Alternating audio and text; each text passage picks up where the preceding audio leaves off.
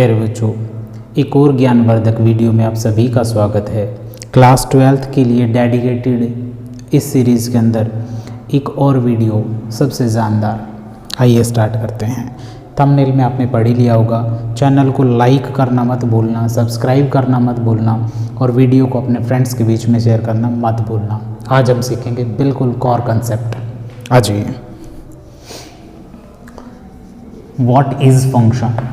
आज का टॉपिक है व्हाट इज़ फंक्शन।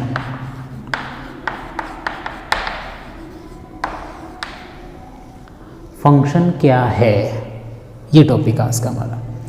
तो फंक्शन के बारे में बिल्कुल अच्छे से सीखने वाले हैं। क्या टॉपिक है, कैसे ये रिलेशन से डिफ्रेंशिएट करता है। आइए सबसे पहले बात करें फंक्शन की। तो फंक्शन एक तरह का रिलेशन ही है। Function is a type of relation. Type of relation एक तरह का रिलेशन है, मतलब सारे के सारे फंक्शन रिलेशन कहलाते हैं। सारे के सारे फंक्शन रिलेशन कहलाते हैं। एक बात समझ लो, सारे के सारे फंक्शन, देखो ऐसे समझ लो, ऑल फंक्शंस क्या कहलाते हैं? रिलेशंस।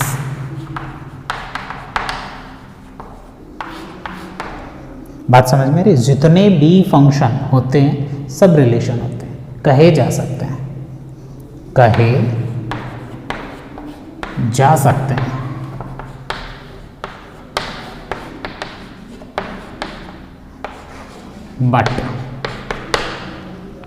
बट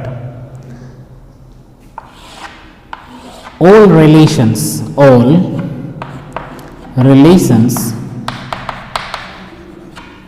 इनको हम फंक्शन नहीं कह सकते।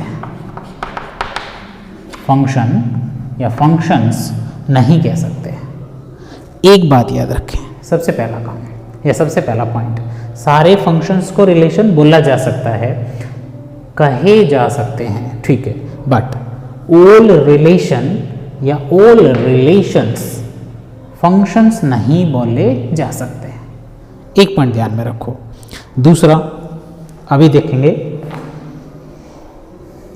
इतना क्लियर हो गया? चलो आगे बढ़ते हैं।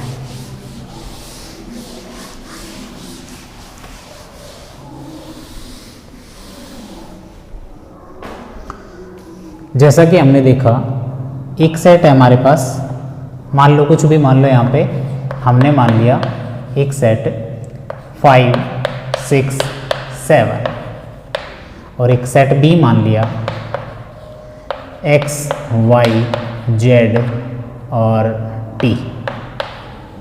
बस ये मान लो। तो हमने सेट ए लिया जिसमें 5, 6, 7 तीन नंबर हैं, और सेट बी लिया जिसके अंदर x, y, z और t चार मेंबर है। ये हमने सेट बी लिया। तो फंक्शन कैसे डिफाइन होता है, ध्यान से समझ ले। सबसे पहला पॉइंट, ये एक सेट है, ये दूसरा सेट है। सेट नंबर 1 के अंदर जितने भी यहाँ पे आपको एलिमेंट्स या मेंबर दिखाई दे रहे हैं वो सभी के सभी इधर कनेक्ट होने चाहिए।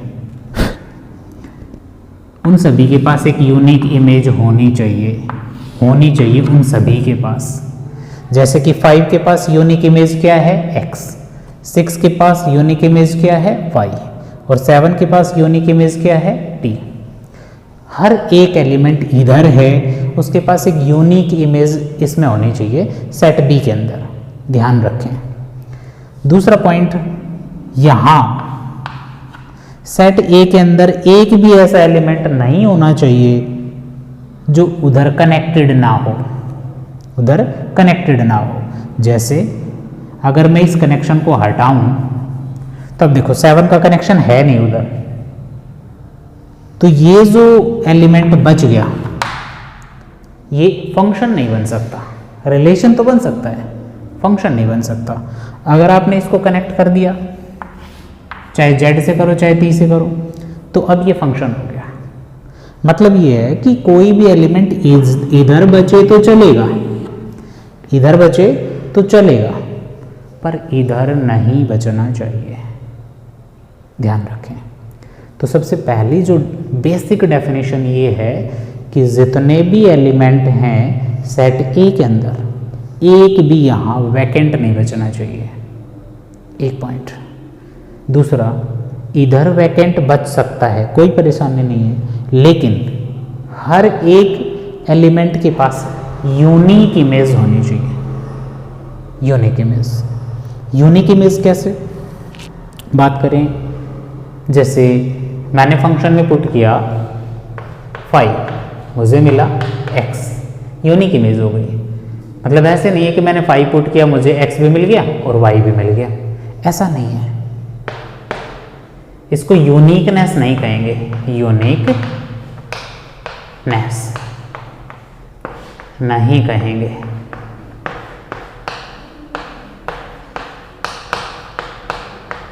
ठीक है, आपको 5 पुट करने से x भी मिल गया और y भी मिल गया, तो इसको यूनिकनेस नहीं कहेंगे। देखो 5 को पुट करने से केवल x मिलता है, 6 को पुट करने से केवल y मिलता है, 7 को पुट करने से केवल t मिलता है। इस बात का आप ध्यान रखें। हाँ, ऐसा हो सकता है कि मैंने, मान लो एक और एग्जांपल ट्राई करते हैं। जैसे सेट ए लिया, इसमें आप ले लो 4, 5, 6, 7, 4 एलिमेंट ले लो।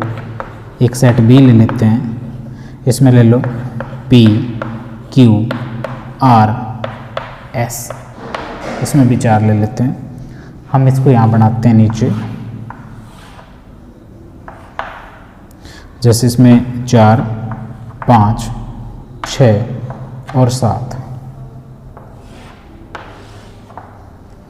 इसमें P, Q, R, S, P, Q, R, S। देखो ऐसा हो सकता है ये सेट A था, ये B था और इसके बीच में फंक्शन F है, तो 4 का कनेक्शन P से हो गया, कोई दिक्कत नहीं है। 5 का कनेक्शन Q से हो गया, लेकिन 6 का कनेक्शन भी Q से हो गया, ऐसा हो सकता है।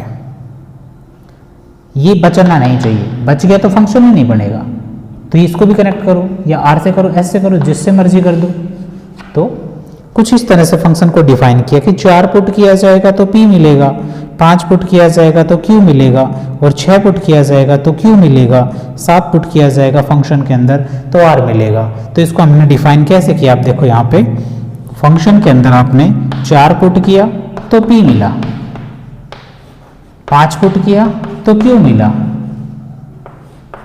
6 पुट किया तो अगेन Q मिला, और 7 पुट किया तो आपको मिल गया R। तो ये हमने डिफाइन किया है, ठीक है, ये डिफाइन किया है इस तरह से। S बच गया, नो प्रॉब्लम, यहाँ नहीं बचना चाहिए। ऐसा हो सकता है कि इधर से मैं 5 पुट करूँ तो Q आ जाए, इधर से 6 पुट करूँ तो Q आ जाए, परंतु नहीं होना चाहिए। वो क्या नहीं होना चाहिए? ध्यान से सुनो। अगर मैं 6 पुट कर रहा हूँ तो Y आया, लेकिन 6 ही पुट करने से साथ साथ Z नहीं मिल जाना चाहिए कभी भी। अगर ऐसे हो गया कि भाई मैंने 5 पुट किया तो X मिला, और 5 पुट करने से ही मुझे Y भी मिल गया, मतलब एक वैल्यू पुट करी 2 आंसर आ गए, ऐसा नहीं होना चाहिए।